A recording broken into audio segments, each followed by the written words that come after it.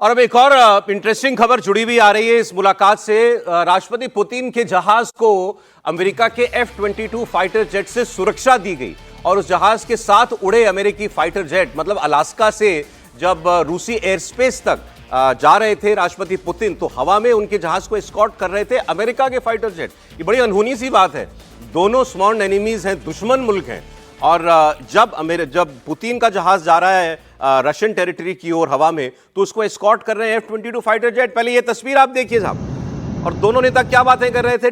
Putin ने भी कहा कि मेरे बड़े अच्छे संबंध हैं ट्रंप के साथ, हमें उसका लाभ मिलेगा इस बातचीत में। ट्रंप कई बार ये कह चुके हैं कि मेरी बड़ी अच्छी बनती है पुतिन से, हालांकि वो अब तक पुतिन से कुछ फायदा ले नहीं पाए, ना इस जंग को वो रुकवा पाए। लेकिन ये एक बड़ी अच्छी तस्वीर है और दुनिया को थोड़ी तसल्ली देने वाली भी तस्वीर है। भाई अगर आप कम से कम इतनी नाइसनीज में भी बिलीव करते हैं, ये दो मित्र देश तो करते हैं एक दूसरे के साथ, लेकिन अमेरिका और अगर रशिया एक दूसरे के साथ ऐसा व्यवहार कर रहे हैं, तो दुनिया को थोड़ी राहत की सांस लेनी चाहिए और उम्मीद करनी चाहिए कि ये जंग का माहौल खासकर यूक्रेन वाला जो है वो बंद हो जाएगा। और आइए अब बात करते हैं कि इस मीटिंग से निकला क्या, लब्बो लुबाब आखिर क्या है। त्रिपाठी जी बताइए। वेस्टर्न एक्सपर्ट्स खासकर अमेरिकी ये कह रहे हैं, सरल भाषा में कहूं, कि पुतिन भारी पड़ गए ट्रंप पर। नहीं, मुझे लगता है कि ये तो स्वाभाविक सा दिख रहा है। और जब आप कहा जाता है ना कि कूटनीति में स्थिर होना, सहज होना और धैर्य दिखाना, ये सबसे महत्वपूर्ण होता है। क्योंकि जितना आप स्थिर होंगे, जितने सहज होंगे, जितना आप पेशेंस ज़्यादा से ज़्यादा दिखाएंगे, उतना सामने वाले के ऊपर आप दबाव बनाते हैं। जो काम भारत के प्रधानमंत्री नरेंद्र मोदी करते हैं, जो दुनिया के किसी भी नेता के सामने वो ये काम करते हैं। ट्रंप की मुश्किल क्या है? ट्रंप को सब कुछ बहुत जल्दी जल्दी कर लेना है। अब उस जल्दी जल्दी करने में वो एक बार कहते हैं हम धमकी दे देंगे, एक बार कह देते हैं हम ट्रेड रोक देंगे, फिर कुछ बता देते हैं, लेकिन उससे दरअसल कुछ हासिल नहीं होता, क्योंकि सामने वाला समझ जाता है कि आप अंदर से खोखले हैं। ट्रंप दुनिया के सर्वशक्तिमान देश की कुर्सी पर बैठे हैं। ईश्वर की कृपा से उनका कद काठी उनकी बड़ी शानदार है, लेकिन जब हम कहते हैं कि रणनीति के तौर पर, तो पुतिन के सामने वो बौने नजर आए, हाफ साइज नजर आए। मतलब कहीं उनके घुटनों के या कमर के आसपास वो तलवारबाजी करते नजर आए। अब आप सोचिए, एक देखने में बड़ा अच्छा जेस्चर लगता है कि उनके F-22 उनको छोड़ के आए।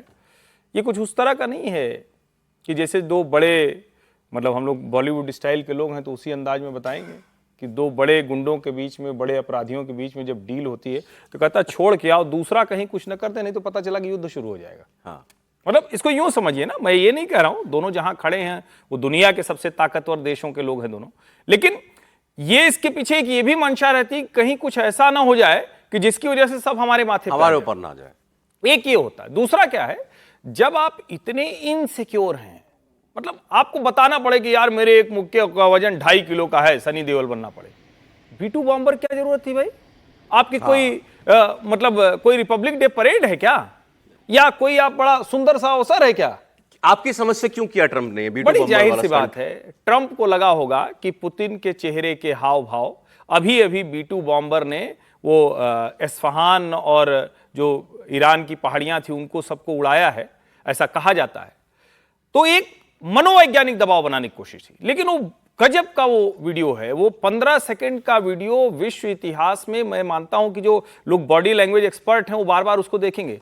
पुतिन ने यूं देखा, हाँ, ऐसे देखा और उसके बाद कोई फर्क नहीं पड़ा। B-2 बॉम्बर आपके सर के ऊपर से जा रहा हो, भले लाख आप कहें कि कुछ नहीं होने वाला है, लेकिन भैया होता है कुछ। लेकिन अब समझ में आता है कि वो व्यक्ति कैसे अपने देश में इतने कमांड में, अमेरिकी एयरबेस पे खड़े हैं वो आदमी, अमेरिकी एयरबेस पे खड़े हैं, पूरी तरफ से आप सिक्योरिटी देखिए। और मैं तो उन वीडियोस को देख रहा था तो मुझे ये भी लग रहा था कि ये जो साथ में दोनों तरफ से लगभग आधा दर्जन लोग हैं दोनों तरफ से, जो उनकी सिक्योरिटी में अलग अलग जगह प्लेस्ड हैं। जैसे हम अपने यहाँ PM को देखते हैं, जब वो कहीं जाते हैं तो कोई NSG वाला यहाँ खड़ा है, कोई यहाँ खड़ा है।